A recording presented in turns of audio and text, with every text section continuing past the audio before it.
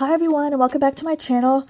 So today is May the 2nd and I can't believe I'm saying this, but it's the 5th month of 2020. I'm hoping that this year gets back to normal real soon. So I'm going to go ahead and start planning for the week of May the 4th to the 10th. I am going to be using my weekly planning stickers from my kit. Weekly planning stickers from my shop. So what is included in that would be anything from below. I did use a few of these already for my monthly, so don't mind that. But everything below is included in it.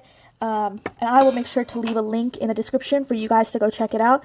I'll also leave my shop information and all of that. Oh, also, don't forget to like this video and also subscribe to me and follow me on Instagram because I will post updates to my spreads there, and I also want to see your spreads and how you guys are utilizing the system, or if you are utilizing the system, maybe you have suggestions. I would love to see those. If you don't mind just tagging me in those posts, I will be happy to take a look, and I'm really excited to see what you guys are coming up with.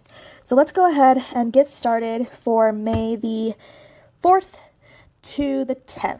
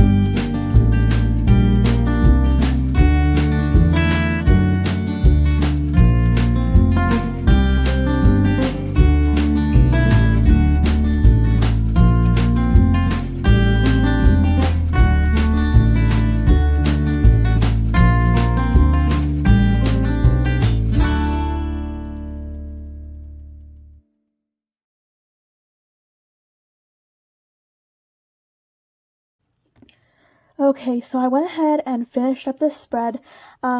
This is what my week of May the 4th to the 10th will look like.